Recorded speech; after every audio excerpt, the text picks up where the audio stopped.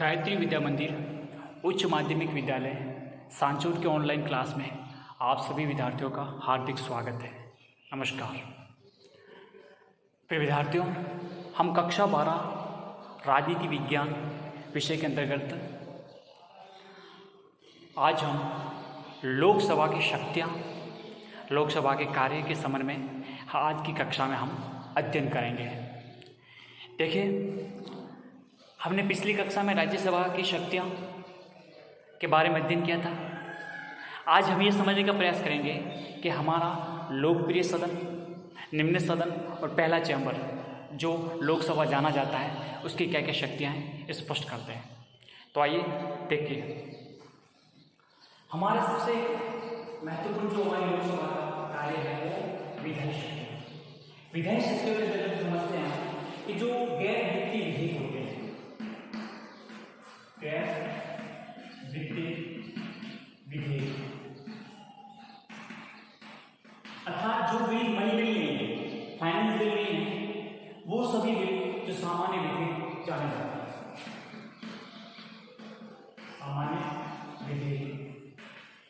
सामान्य विधेयक के संदर्भ में हमारी लोकसभा और राज्यसभा को बराबर की शक्ति है। हमारी लोकसभा और राज्यसभा को बराबर की शक्ति है। अब कोई भी जब सामान्य विधेयक होता है, साधारण विधेयक होता है, वो किसी भी विधेयक में पेश किया जा सकता है, मतलब किसी भी सदन में पेश किया जा सकता है। अगर चाहे तो लोकसभा में पेश हुआ तो लोकसभा में पेश होने के बाद में पारित होगा और पारित होने के बाद में राज्यसभा में, और राज्यसभा में भी पेश होगा, पारित होगा। दोनों से पारित होने के बाद फिर राष्ट्रपति के पास जाएगा, राष्ट्रपति उस पर हस्ताक्षर करेंगे, तब जाकर वो कानून का रूप लेगा। अर्थात विधेयक किसमें कन्वर्ट होगा? कानून, बिल लॉ में कन्वर्ट हो जाएगा। बात समझिए आप स्पष्ट। तो यहाँ पर आपको ये समझना है कि साधारण विधेयक के संबंध में हमारी लोकसभा राज्यसभा को बराबर की शक्ति है। लेकिन कई बार ऐसा भी होता है कि साधारण विधेयक के संबंध में जब लोकसभा से पारित करके राज्यसभा में भेजा जाएगा, वो विधेयक राज्यसभा 6 महीने के भीतर उसको पारित कर दे तो ठीक है, लेकिन 6 महीने के भीतर कोई निर्णय नहीं करती है और न पारित करती है, लेकिन सरकार के लिए वो विधेयक पास करना जरूरी होता है। तो ऐसी स्थिति में क्या होगा कि सरकार राष्ट्रपति से अनुमति प्राप्त करके संयुक्त अधिवेशन बनाएगी, ज्वाइंट सिटिंग की व्यवस्था करेगा। ठीक है, अब ज्वाइंट अर्थात संयुक्त अधिवेशन होगा, उस संयुक्त अधिवेशन में फिर उस विधेयक को रखा जाएगा। अब स्वाभाविक आप सभी को पता है कि संयुक्त अधिवेशन में लोकसभा और राज्यसभा के सदस्य एक साथ मिलकर बैठते हैं और फिर वहां पर साधारण बहुमत से पारित करना होता है। आपको पता है संख्या बल किसकी ज्यादा है? लोकसभा 545 और 245, संख्या किसकी ज्यादा है? 545 लोकसभा की, तो वहां पर वो आसानी से पास हो जाएगा। बात स्पष्ट हुई? तो इस प्रकार से कह सकते हैं कि प्रारंभ में शक्तियां बराबर है, लेकिन अंतिम में अगर सरकार की मंशा है उस कानून को बनवाना है तो फिर संयुक्त अधिवेशन अगर बुलाया जाए तो फिर उसमें राज्यसभा की शक्ति प्राय कम हो जाती है, कि कमजोर साबित होता है और वो बिल पास हो जाता है। ये समझा हमने विधायी शक्ति के संदर्भ में। अब समझते हैं वित्तीय शक्ति क्या है लोकसभा। वित्तीय शक्ति के संदर्भ में आपको सबसे महत्वपूर्ण है कि यहाँ पर लोकसभा का पलड़ा बेहद भारी है। लोकसभा का पलड़ा बेहद भारी है। क्यों? क्योंकि आपको पता है कि यहाँ पर धन विधेयक या वित्त विधेयक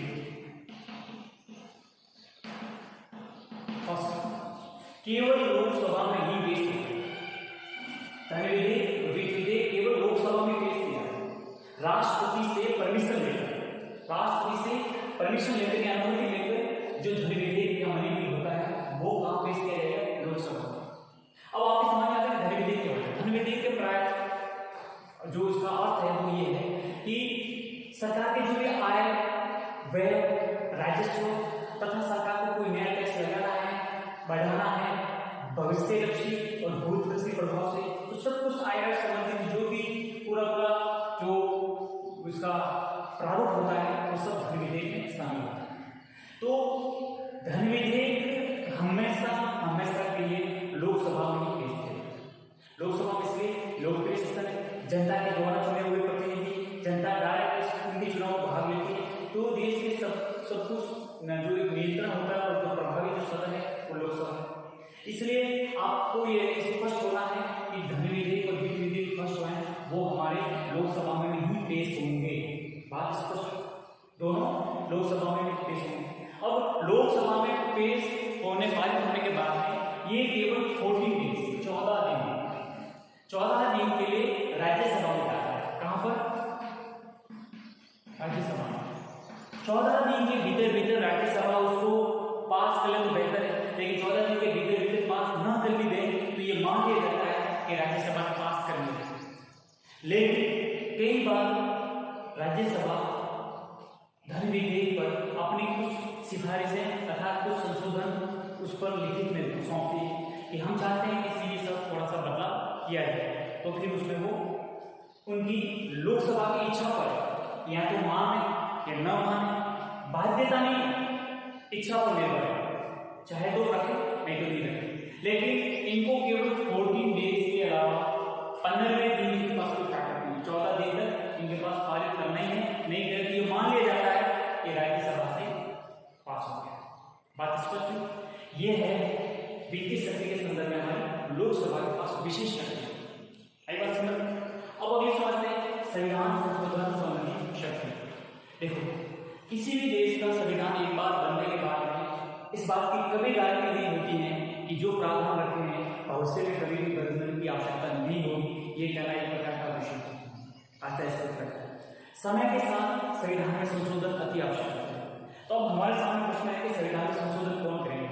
संविधान में संशोधन करने की जो पहल है वो हमारे संसद को सौंपी हुई है, और संसद में अपन देखते हैं हमारे दो हैं, एक लोकसभा है और दूसरा राज्यसभा। लोकसभा राज्यसभा ये हमारे संविधान में संशोधन की पहल कर सकती है। हाँ, ये अलग बात है कि हमारे संविधान संशोधन की जो प्रक्रिया है उसमें फिर जो हमारे संविधान के जो मूल ढांचे से संबंधित स्ट्रक्चर है उनमें कोई बदलाव करना है तो फिर उसमें आधे से अधिक राज्य की अनुमति की आवश्यकता होती है, वो बात अलग है। लेकिन राज्य संविधान में संशोधन करने की पहल नहीं कर सकती, आपको स्पष्ट समझना चाहिए। ठीक है, तो हम देखते हैं कि संविधान संशोधन के संबंध में लोकसभा को क्या कह सकते हैं। तो यहाँ पर आपको स्पष्ट होना है कि संविधान संशोधन के संबंध में हमारी लोकसभा और राज्यसभा दोनों को बराबर की शक्ति प्राप्त है, बिल्कुल इक्वल शक्ति प्राप्त। क्या है? देखिए, हमारी लोकसभा और राज्यसभा को बराबर की शक्तियां प्राप्त ये है कि जब भी संविधान संशोधन विधेयक हमारे लोकसभा में पेश होगा तो उस विधेयक को हमारी लोकसभा के द्वारा विशेष बहुमत से पारित करना पड़ेगा। 2/3 सदस्य, कुल संख्या के 2/3 सदस्य द्वारा उस बिल को पारित करना होगा। 2/3 सदस्य द्वारा ही बिल पारित होगा तो ही वो अगले सदन में जाएगा, अन्यथा नहीं। यह साधारण बहुमत की आवश्यकता नहीं है, 2/3 बहुमत की आवश्यकता है, अर्थात इसको कहेंगे विशेष बहुमत। क्या कहेंगे? विशेष बहुमत। विशेष बहुमत से लोकसभा और राज्यसभा द्वारा पारित करने के बाद फिर वो संविधान संशोधन विधेयक राष्ट्रपति के पास जाता है और फिर राष्ट्रपति हस्ताक्षर करता है। इसका मतलब ये हुआ कि राष्ट्रपति संविधान संशोधन विधेयक को न तो लौटाते हैं, न उसको वीटो का प्रयोग करते हैं, न पुनर्विचार के लिए वापस रिलीज करेंगे, कुछ भी नहीं। एक बार दोनों सदन से पारित करने के बाद राष्ट्रपति का चला गया तो राष्ट्रपति को साइन करना ही होगा। ये बिल्कुल आपको स्पष्ट समझना है। संविधान संशोधन विधेयक पर किसी प्रकार का राष्ट्रपति वीटो का प्रयोग नहीं कर सकते। ठीक है, और नहीं राष्ट्रपति से परमिशन लेने की आवश्यकता है कि हम ये भी ला रहे हैं। ठीक है, मतलब इस प्रकार के संशोधन के लिए विधेयक ला रहे हैं। तो ये आपको समझना है कि लोकसभा और राज्यसभा को संविधान संशोधन विधेयक के संबंध में बराबर की इक्वल शक्तियां प्राप्त हैं। अगला है कार्यपालिका को नियंत्रण की शक्ति। हमारी लोकसभा कार्यपालिका को किस प्रकार से नियंत्रण रखती है ये समझना हमारे लिए आवश्यक है। आप सभी को पता है लोकसभा हमारा लोकप्रिय सदन है, जनता के द्वारा प्रत्यक्ष भागीदारी विभाजन में जनता स्वयं इस अपने प्रतिनिधियों को चुनती है। तो ये एक जिम्मेदारी बन जाती है कि लोकसभा के सदस्य हैं वो जनता के सब कुछ काम को अपने प्रमुखता के तौर पर रखें। दूसरा, हमारे यहाँ संसदात्मक शासन व्यवस्था है। हमारी जो मंत्री परिषद पूरा जो उत्तरदायी है, मंत्री परिषद सामूहिक रूप से वो जो उत्तरदायी है वो लोकसभा के प्रति।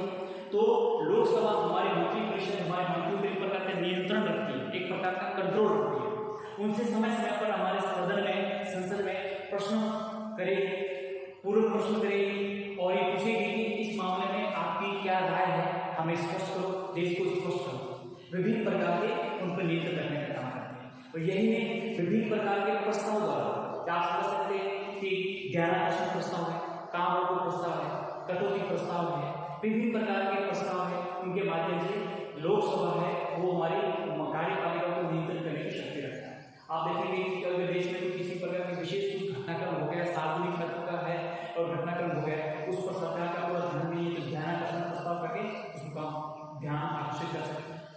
पे ये भी समझ सकते हैं, जैसे आप समझ सकते हैं कि कोई महत्वपूर्ण मुद्दा है, इश्यू है, उस पर बात करने को काम और प्रस्ताव द्वारा पूरा संसद का ध्यान उस पर केंद्रित करके उस काम और प्रस्ताव द्वारा समझ सकते हैं। बजट में किसी प्रकार का कोई भी परिवर्तन करना है, कुछ भी करना है, तो कटौती प्रस्ताव के द्वारा कर सकते हैं। और यही नहीं, अगर हमारी सरकार को सदन में बहुमत नहीं है तो सरकार हमारे लिए, जो हमारी लोकसभा विश्वास मत और विश्वास मत दो प्रकार से और विश्वास प्रस्ताव द्वारा सरकार को गिरा भी सकते हैं। ये भी शक्ति है हमारे लोकसभा के पास। अर्थात कह सकते हैं कि कार्यपालिका पर पूरी नियंत्रण रखने की शक्ति रखता है हमारी लोकसभा। या फिर अगला जो कार्य है वो है निर्वाचन मंडल के रूप में कार्य। आप देखिए, हमारे लोकसभा के सदस्य राज्यसभा के सदस्यों के साथ मिलकर हमारे देश के राष्ट्रपति को चुनती है तथा हमारे देश के उपराष्ट्रपति, इनका चुनाव भी हमारी लोकसभा के सदस्य करते हैं। तो आप समझ सकते हैं कि लोकसभा और उपराष्ट्रपति, हमारे राष्ट्रपति और उपराष्ट्रपति दोनों का चुनाव लोकसभा के सदस्य करते हैं। यही नहीं, लोकसभा के जो स्पीकर और डिप्टी स्पीकर, लोकसभा के अध्यक्ष और उपाध्यक्ष, इनका चुनाव भी लोकसभा के सदस्य अपने में से ही करते हैं। तो आप समझ सकते हैं कि निर्वाचन मंडल के रूप में भी हमारे लोकसभा के सदस्य काम करते हैं। अगली बात है जन शिकायतों का निवारण। जन शिकायत का मतलब देखो, मैंने आपको पहले भी स्पष्ट किया था कि लोकसभा के सदस्य जनता से चुनकर आते हैं, प्रत्यक्ष रूप से चुने जाते हैं। तो ये पहले प्राथमिकता होती है कि जनता की किसी प्रकार की जो भी समस्या है, इन सभी समस्याओं का निवारण करने में अपनी भूमिका निभाए। आप देखिए, जब भी कोई भी अगर जनता की शिकायतें हैं या फिर जनता के जो विचार हैं, भावनाएं हैं, ये सब को सरकार तक पहुंचाने का काम लोकसभा करती हैं, लोकसभा के सदस्य करते हैं। ठीक है, अब अगले कुछ अन्य विविध कार्य हैं जिनको प्राय समझ सकते हैं। देखिए, लोकसभा और राज्यसभा दोनों मिलकर राष्ट्रपति पर महाभियोग लगाती है। अगर राष्ट्रपति ने संविधान का अतिक्रमण किया है, संविधान का उल्लंघन किया है, समय से पहले राष्ट्रपति को पद से हटाना है, तो फिर महाभियोग की प्रक्रिया से हटाया जा सकता है। लेकिन इस महाभियोग की प्रक्रिया को पूर्ण कौन करेगा? लोकसभा और राज्यसभा के सदस्य मिलकर। ठीक है। उपराष्ट्रपति को अगर हटाना है तो राज्यसभा द्वारा प्रस्तावित प्रस्ताव को लोकसभा से अनुमोदन कराना भी आवश्यक होता है। आप समझिए कि अगर भारत के उपराष्ट्रपति को हटाना है तो राज्यसभा द्वारा जो भी प्रस्तावित प्रस्ताव होगा उसको लोकसभा से अनुमोदन कराना भी अति आवश्यक होता है। तो ये भी जरूरी होता है कि लोकसभा की उसमें क्या भूमिका होती है। तथा लोकसभा और राज्यसभा मिलकर हमारे हाई कोर्ट, हमारे सुप्रीम कोर्ट के जो न्यायाधीश हैं, उन न्यायाधीशों के विरुद्ध महाभियोग का प्रस्ताव भी पारित कर सकती है। देखिए, हमारे सुप्रीम कोर्ट, उच्चतम न्यायालय और उच्च न्यायालय के जो न्यायाधीश हैं, अगर उन्होंने कोई कदाचार के आरोपी हैं या फिर संविधान का कुछ उल्लंघन करते हैं तो इनको भी महाभियोग की प्रक्रिया से समय से पहले, उनको सेवानिवृत्ति की आयु से पहले भी पद से हटाया जा सकता है। तो इसके लिए भी जो प्रक्रिया होती है वो भी हमारी लोकसभा राज्यसभा में होती है। दूसरा, यदि राष्ट्रपति किसी को क्षमा देना चाहे, राष्ट्रपति किसी भी अपराधी को क्षमा प्रदान करना चाहें तो भी उसकी स्वीकृति हमारी संसद से लेना अति आवश्यक होती है। संसद की स्वीकृति होने पर ही किसी व्यक्ति को राष्ट्रपति क्षमा दे सकते हैं, स्वयं नहीं दे सकते। ठीक है। और संकट काल की घोषणा का 1 माह के भीतर संसद का अनुमोदन कराना भी आवश्यक। आप देखेंगे कि राष्ट्रपति ने अगर आपातकाल की घोषणा कर दी है तो आपातकाल की घोषणा के 1 माह के भीतर हमारी संसद से अनुमोदन कराना आवश्यक है कि हाँ, इस आपातकाल को आगे लागू रखा जाए या नहीं रखा जाए। अनुमोदन हो गया तो अगले 6 महीने तक उसकी अवधि बढ़ जाती है। तो आप समझ सकते हो कि हमारे सदन में के लोकसभा की क्या क्या शक्तियाँ हैं, एक महत्वपूर्ण, एक स्तंभ के रूप में महत्वपूर्ण शक्तियों को संपादित करती हैं। तो ये थी हमारी लोकसभा की महत्वपूर्ण शक्तियाँ, आज हमने इसको देखा। तो एक बार पुनः रिपीट करते हैं कि विधायी शक्तियाँ, जिसमें साधारण विधेयक के संबंध में हमारी लोकसभा राज्यसभा को बराबर की शक्तियाँ हैं।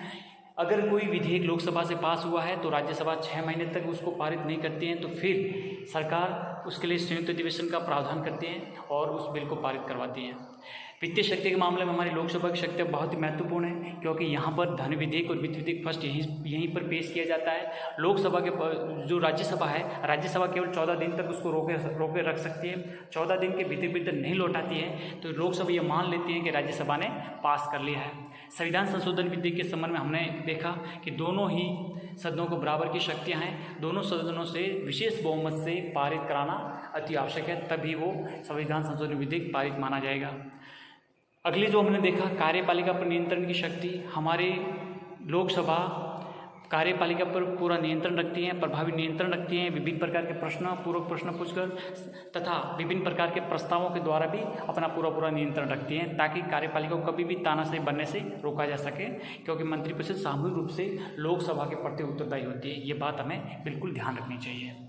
अगला है निर्वाचक मंडल के रूप में हमने बात की कि हमारे लोकसभा के सदस्य राज्यसभा के सदस्यों के साथ मिलकर हमारे राष्ट्रपति उपराष्ट्रपति का चुनाव करती हैं तथा लोकसभा के सदस्य लोकसभा अध्यक्ष और उपाध्यक्ष का चुनाव भी करती हैं। तो ये हमने निर्वाचक मंडल के रूप में देखा।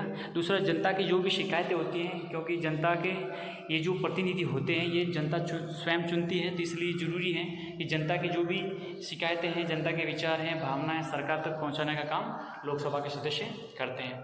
तो इन सब बातों को देखा कि हमारे लोकसभा के पास क्या क्या शक्तियाँ हैं।